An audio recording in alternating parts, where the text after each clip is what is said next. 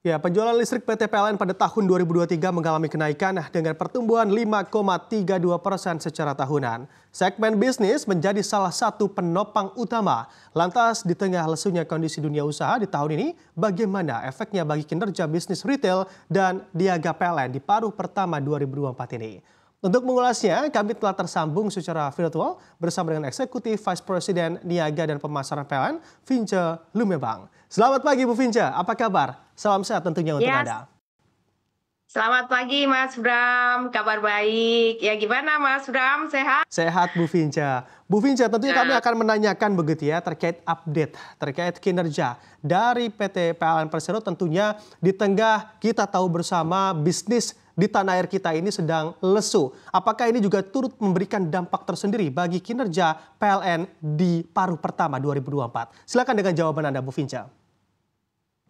baik Mas Bram, jadi di awal tahun walaupun ekonomi dunia mengalami perlambatan ya sebagai dampak dari melemahnya ekonomi China, kemudian juga adanya ketegangan di Timur Tengah, kemudian naiknya kurs dolar ya Amerika, ini semua menyebabkan menurunnya permintaan demand pada sektor-sektor industri ya karena mengalami kendala di harga bahan baku, kemudian juga produksi tentunya menurun dan ini berdampak pada konsumsi listrik juga menurun pada beberapa sektor. Nah, namun pertumbuhan listrik sampai dengan Juni 2024 ini masih mencapai 7,54%, lebih tinggi dari pertumbuhan listrik tahun lalu.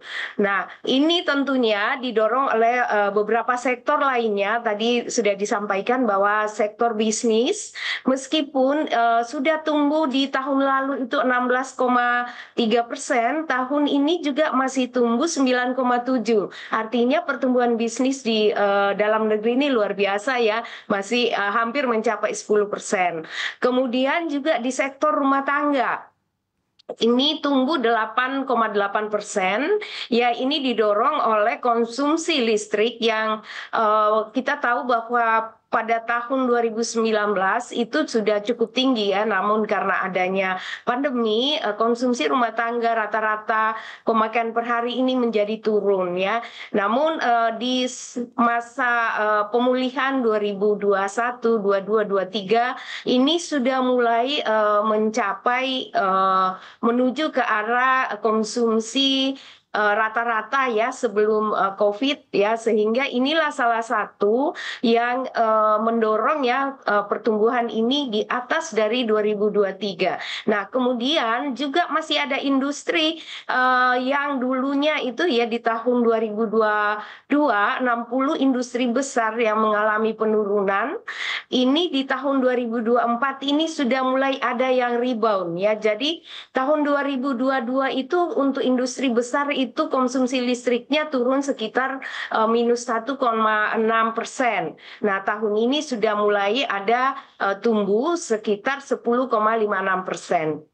Mungkin itu kemudian inilah yang membuat penjualan PLN meskipun ada penurunan ya ekonomi, namun kita tetap tumbuh masih di atas 5, bahkan lebih tinggi dari tahun lalu.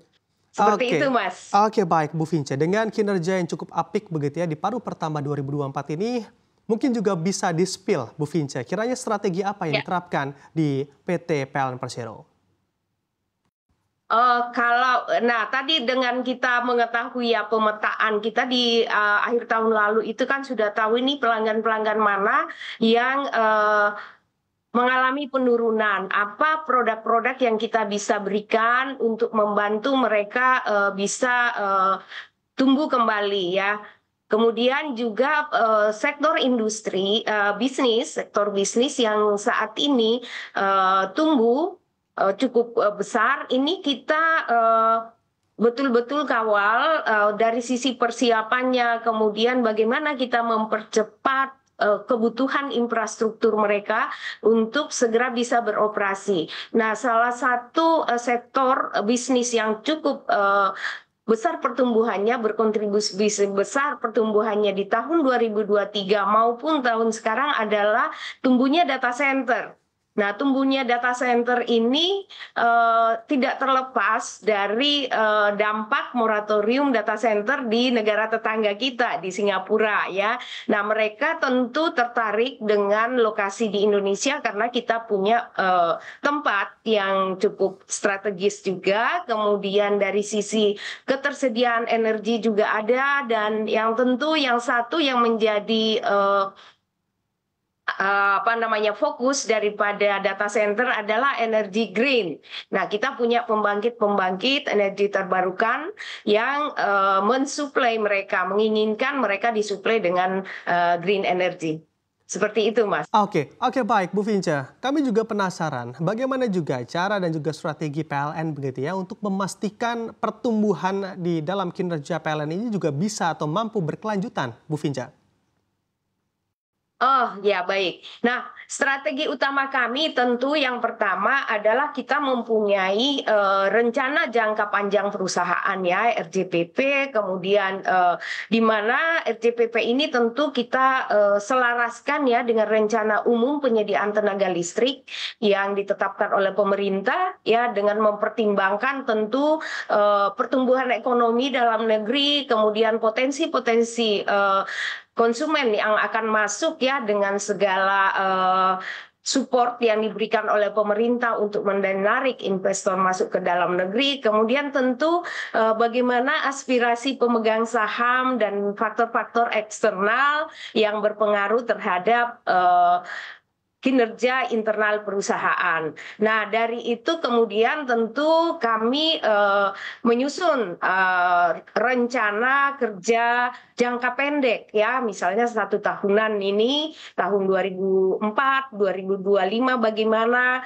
Tentu kita akan lebih presisi lagi menyusun strategi karena ini bersifat jangka pendek. Nah, strategi utama kami di PLN di sektor retail ini yang pertama tentu memetakan dan mengelola potensi segmen konsumen ya, sehingga kita bisa pemetaan ini kita bisa mengetahui location-nya di mana ini titik-titik ekonomi baru yang akan muncul ya, demand yang akan muncul. Kemudian time, kapan mereka membutuhkannya, dan tentu tidak lupa bagaimana kita harus capacity yang dibutuhkan oleh mereka. Nah, dari situ kami menyiapkan infrastruktur untuk melayani potensi tersebut sesuai dengan 3 hal aspek tadi, location, capacity, dan time. Sehingga kita bisa melayani tepat waktu, bahkan kalau boleh kita lebih siap ya dari